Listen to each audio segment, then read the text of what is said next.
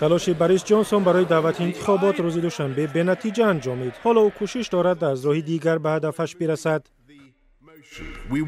ما اجازه نمیدهیم این وضع فلج ادامه یابد. از این یا آن راه باید به انتخابات رویم.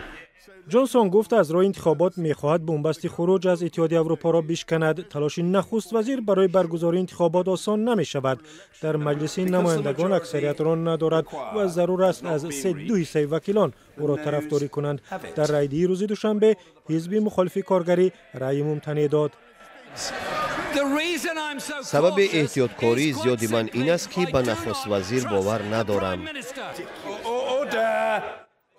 بوریس جانسون 3 بار است که برای برگزاری انتخابات زودرس تلاش دارد. کوشش‌های پیشینش نتیجه ندادند، زیرا مخالفان می‌خواستند ضمانت بگیرند بریتانیا به سازش از اتحادیه اروپا خارج نشود. جانسون گفته است که چنین کاری را می‌کند، ولی تلاش‌های او برای خروج در روز 31 اکتبر به جای نرسید، چون پارلمان مجبورش کرد از اتحادیه اروپا 3 ماه دیگر مهلت بخواهد.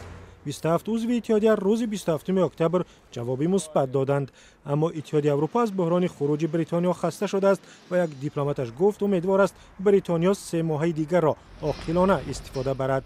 ولی سیاستمداران بریتانیا با یگان سازش برای جدایی مناسب از اتحادیه اروپا نزدیک نشدند و گفته جانسون برای همین انتخابات ضرور است. حکومت قانون خرده را برای انتخابات در روز 12 دکبر پیشنهاد می‌کند.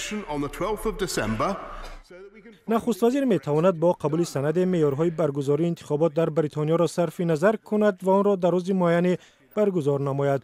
برای این کار طرفداری اندک بیشتر از وکیلان ضرور است و احزاب مخالف خرد گفتند در صورت پذیرفتن شرط‌های معین از قرار جانسون طرفداری می‌کنند.